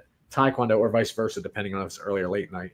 Home, get Reagan to bed. And then I'm like, okay, now sit up and start clean tubs and then sit down at midnight and start working on a reel. So man, I've been slugging away at this thing. So, yeah, when you said, oh, I need the thumbnail photo the other day, hey, we've used the other one, I think, at least twice. Let's get a new one. I sent you a picture of a guy who looked like a zombie. I think folks, I almost want to show it, Charlie. You can do it. I was like, I think I got beat up. I'm like, I was gonna say that. Well, you know what? Here, let me see if I can't pull it up on the phone because that might be faster. But like literally, like this is a man. This is the look of dedication, folks. This is truly the look of dedication. Like the black, the eye, a horrible picture too. Oh god! But I like the it like. Tried to get the campaign. Yeah, I wasn't gonna like Charlie. That's a shit picture, dude. I'm just there thinking, all right, like I knew you had a lot going on. It's like you said, hey, I haven't slept in like a day or more. It's like, all right, this like we're not gonna. Christmas was. I was almost asleep on my feet. I might have sent that at like 1 a.m, and I probably went to bed an hour after that and was back up at like 7. So. And I don't say any of this for, like I said, simply we've all had stuff that we've gone through, but it's an interesting point that I don't usually talk about that type of stuff a whole lot. I try to, I'm Mr. Toxic Positivity. I try to stay positive, try to stay like keep other people motivated and stuff like that. But it's something that we don't think about a lot. We have all these animals. When something happens, where's the upkeep gonna go? Like, where's the time gonna go? It has to go somewhere. So it was either animals aren't gonna have water changes or poops taken out, or I'm not going to sleep. And you can go a couple of days with ball pythons, right? And not, but between them, rats are every day. If you don't check rats every day, you're taking a financial hit. Maybe you can set them up to be a couple of days in between. Yeah, the Addams family, exactly. Right? Like, but if you miss rats for too long, I mean, they're especially ASF. You're not going to have babies that week. They're going to start eating them. If you don't feed them, they're going to eat. Like, they're going to eat each other. You know what I mean? If they run out of water, they're going to eat each other. Like, and I've not had a ton of cannibalism problems with ASF, but leave them without food and water for a couple of days. I promise you will. Right? So, how big's your? Because I knew you did some rat stuff, but how big's your rat collection at the moment? Because I mean, it's not huge. I have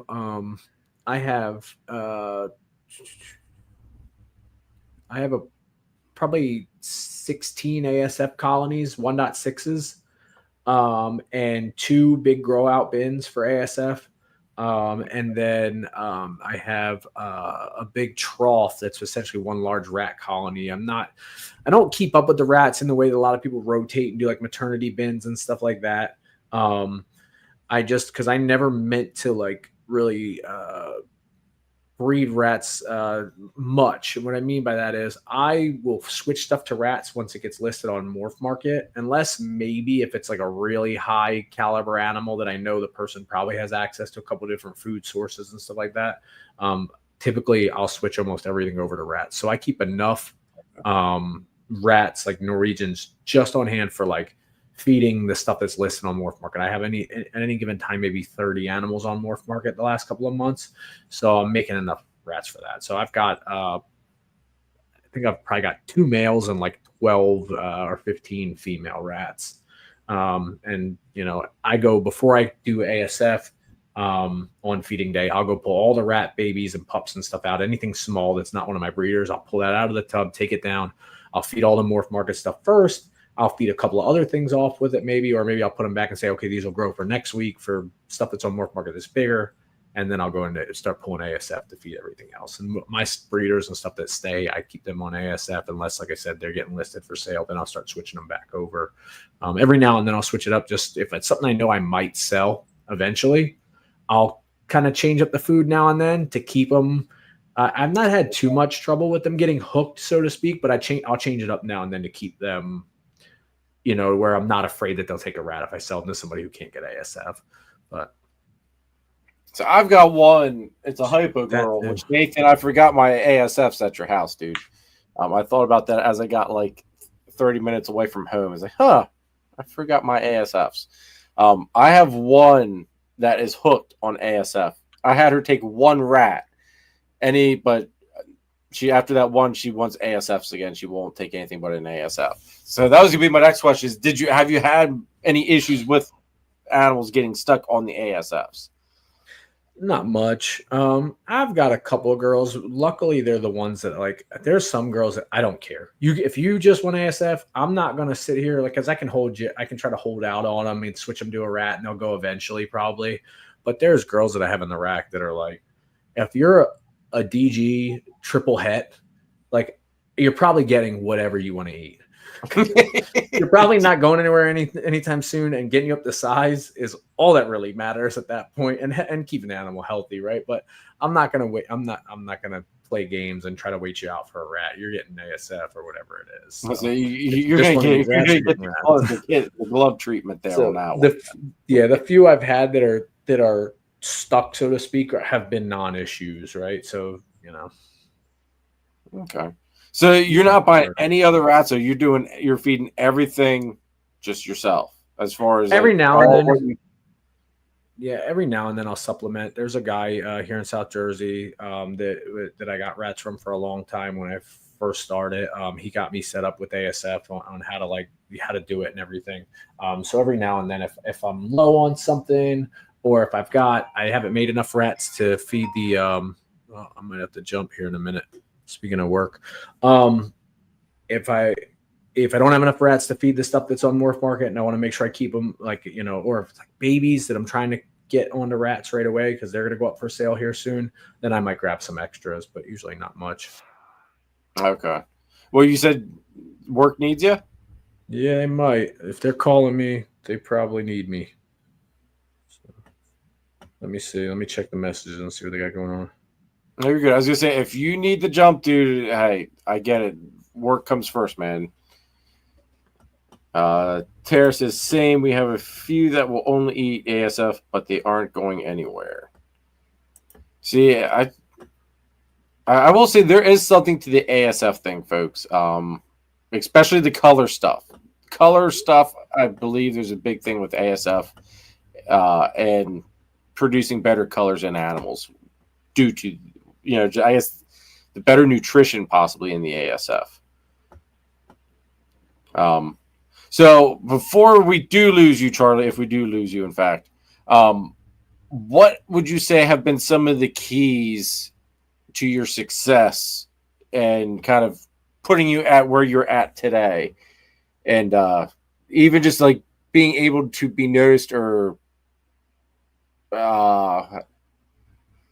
to catch Chris Eaton's eyes, I guess is the other way to put it, as you know, to be in the contest. Like, what are some of the things that you've done that you think has led you to this point? Yeah, man, I think in general, like keys to success have really been. I talked about this with recently with someone else too. Is consistency and positivity. I try to if I don't. I'm also at a point just in life where if I disagree with you, you know what I mean? I don't really feel the need that I have to tell you or go through it with you. If you want to be wrong, you could just be wrong. If it doesn't impact me, I'm at a point where I'll just, if you seem willing to learn or want help or something like that, I'm more than happy to jump in. But if you're boisterous, you're wrong, but you know you're right about it, okay, go ahead, have fun. Whatever. So I guess what I'm trying to say is, you know, I'm not gonna get a conflict with people. I'm positive, and I think that some of when you talk about it, whether catching Chris's attention on the show or not, some of the people, yourself, Adam from Proper Royals, the group from Leviathan, a couple other people have taken me even when I wasn't really out of my shell and trying to be in social media that much yet, and kind of pulled me out and brought me out there and introduced me to people because I've talked to them on the side. And I guess hopefully this is why, but the conversations I think have gone well. And I've been helpful where I can and positive and try to motivate people and stuff. So I think maybe that's why. So they've kind of put me out in front of other people and helped me along and stuff like that. So I owe that to a couple of people, and I'm sorry if I missed somebody. So I think, that's it. It was just consistency. As far as the projects and stuff like that, setting them up, you have to kind of, it's a cliche they talk about in any type of business, but like fail fast. Realize that this isn't the best project. Realize you didn't make the right call. This isn't going well. I'm not going to hold out hope anymore that this triple het's going to get it done. I'm going to have to buy a better male and just make the moves that you have to make. If something's not working, just admit it to yourself and make the change and get moving. You know what I mean? I have done that this year. With chasing after the Exantic clown and missing 2 years in a row, I finally said, "The hell with this shit." I just went out and bought what I needed. It's like I'm done playing the odds. So yes, you've got it's one of those things. Admit that, hey, maybe being stubborn and hard-headed isn't paying off. In some ways, you have to be stubborn, right? And because you have to say, I'm going to push through when it gets tough. You have a bad season or something like that, something that's bad odds, or girls didn't go. I moved stuff 16 feet one year, and I got a whole bunch of girls that just reabsorbed on me from moving from one side of the room to the other. So you got to be stubborn to a point to say, and I say fail fast, figure out what's wrong and adjust it and keep going. I don't necessarily mean get out, right?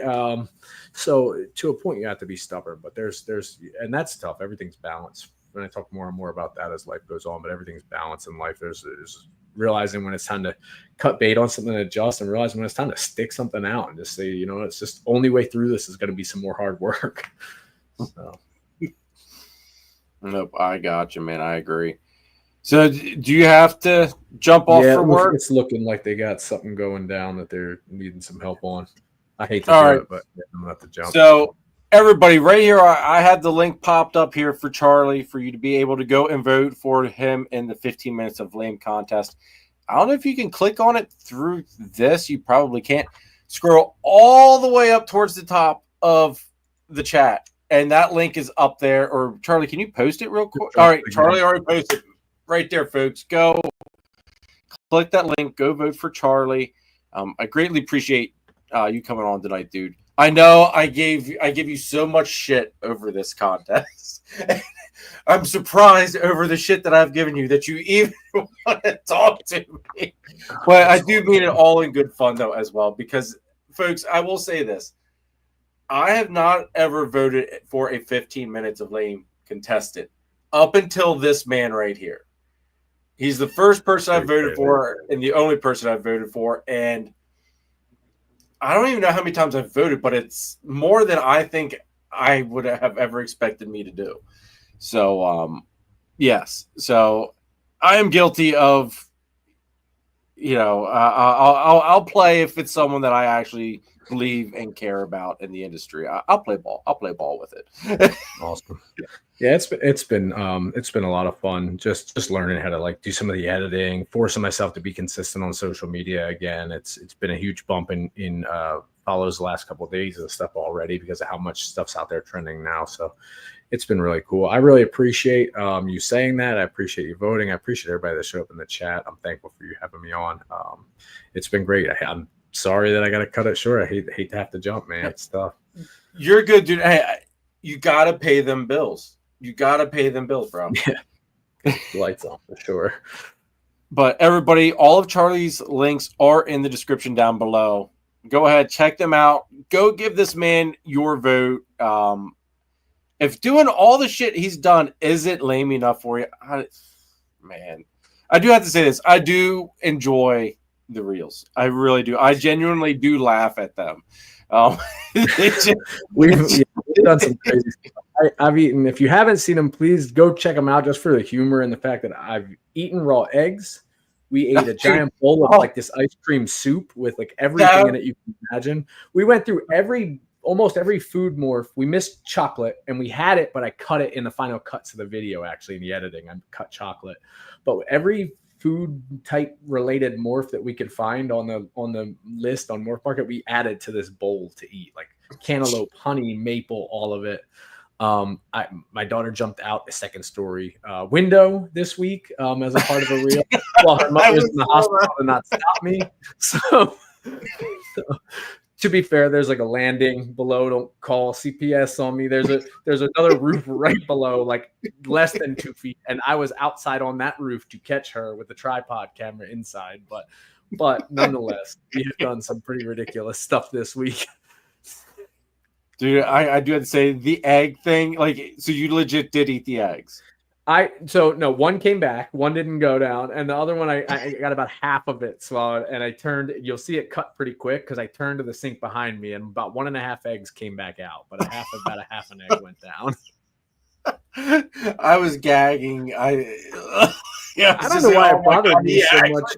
Did that. I'll eat cookie dough with raw egg in it. It's not the same as the feel of an egg by itself, though. There's a drink, whiskey sours. A lot of times have egg white in them, but it's different when you actually have just egg, like the texture thing. I don't. That gives me the heebie-jeebies. Yeah. All right, dude. Well, hey, go take care of what you gotta take care of, man. I appreciate you jumping on here with me. I'm gonna wrap this up, but I don't want to hold you up any longer because you got to pay them bills. Work comes first, dude. So I will talk to you later, dude. I appreciate you coming on tonight, Charlie. And good luck, bro, with the 15 minutes of lame contest. Thank you. So, folks, that's going to be it. A little bit earlier of a show tonight. Let me hear while Charlie does his thing. I'll pop him backstage. Thank you very much, everybody, for tuning in tonight. Next week's live, I don't have a guest yet. I have a couple of people in mind, so I will be hitting people up to see if I can entice them to come on. The 15th, I do have, Zach Parpart coming on to talk about Husbandry Pro stuff. And the weekend after that, which would be, the 22nd, so a couple days before Christmas Eve, I'm going to do a roundtable with basically all the channel sponsors, the main channel sponsors that want to come on, because I have some special promo ads for them. And I think they're going to be hilarious, hopefully hilarious, off the wall, completely. They're just going to hopefully they just make everybody laugh and think, oh my God. So hopefully that everybody gets a good kick out of it, because nobody knows what their thing is. But there's going to be some funny stuff coming out for the ads for that show only. So make sure you guys do not miss that show on the 22nd. This week's video, I have no idea what it's going to be. I've been throwing around some different ideas, but since I am laid off now, so I will have plenty of time to get something filmed up for you guys. But that is going to be it, folks. Greatly appreciate all the love and support. Please hit that like button, hit that subscribe button, hit that notification bell. At the end of the video, drop a comment. Did you enjoy this live tonight? Charlie's absolutely killing it as far as his effort for the 15 minutes of Nathan. That's your spot. Nathan, you're gonna love yours, bro. You are gonna love yours. Yours is gonna be extra special. But anyway, especially Johnny Christine's too. Theirs is going to be right up there with yours, Nate. But yeah, I appreciate all love and support, guys. Go check out the channel sponsors, please. Without them, they help keep everything going on here. It's a privilege and an honor to be partnered up with all of those guys.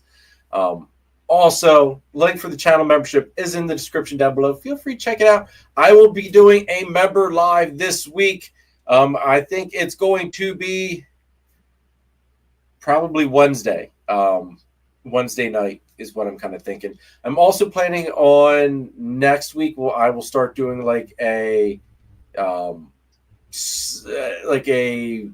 Q&A Husbandry Pro tutorial walkthrough type of deal. It'll probably be middle of the day though when I do that stuff. So I'm gonna play around with some times because I'm not quite sure as to. Yeah, I'm just not quite sure if I'm going to be drawing enough audience to even do it. If anybody's going to enjoy it, it's just something to play around with. Use up just put a little bit of extra time into the channel. So we'll see how it goes. If it's a giant flop, it's a giant flop, and I'll just move on. But I am going to be starting work on the Snake Room expansion, so that's going to be taking up some time as well. So hopefully, by the end of my layoff, my 4-month vacation here, the Snake Room expansion will be done, hopefully. And you guys will have a completely different background because I plan to set it all up to where behind me will be nothing but carpet pythons. Because you guys all know how much I love my carpets. So that's the plan to get everything set up that way. Nathan. Oh, bro. Yeah. Anyway, that's gonna be it for tonight, though, folks. I greatly appreciate again all the love and support. Everybody coming out, watching every weekend. It's been 3 years, guys. It's been 3 years of doing this. We're gonna be starting season 4 here. Starting in January. It's hard to believe that it's been this long. Don't know how. It's kind of mind-boggling to think about still doing this 3 years into it and still managing to bring on awesome guests, produce good content. It's kind of unreal to think about. But anyway, that's neither here nor there. Have an awesome rest or an awesome week, since it is the beginning of the week for everybody. Have an awesome week. Don't forget, guys, use Warfel 60 to get your 60-day free trial of Husbandry Pro. Use code CARPET15 with Charlie from Gray Rider Reptile ShedTesting.com. I guess it's just ShedTesting.com now. I got to get rid of the Gray Riders Reptiles in my head. ShedTesting.com. Carpet15, 15% off of your shed test order. You can now use that code, or you should be able to use that code now through Husbandry Pro when you order through your sheds through Husbandry Pro. So use it, folks. And if I believe that the contest is still live, that if you do that, order your shed testing through Husbandry Pro, you get entered to win $1,000 credit to a couple different breeders. So you win. You can save some money. You can find out if whatever is het or if it proves out to be whatever gene, and then you could also win some money at a breeder. So you don't lose. So give it a shot, folks. Again, I do thank you for all your love and support. That's me, though, guys. Have an awesome rest of the week, and I will see you Sunday at 8 p.m. Eastern time. And like I said, keep an eye out for this week's video. It might drop on Thursday still. I'm kind of liking the Thursday drops, but we'll see. I might sneak it in on Wednesday again. We'll see. But that's going to be it, folks. Have a great, awesome rest of the week. I'll catch you next time. Later.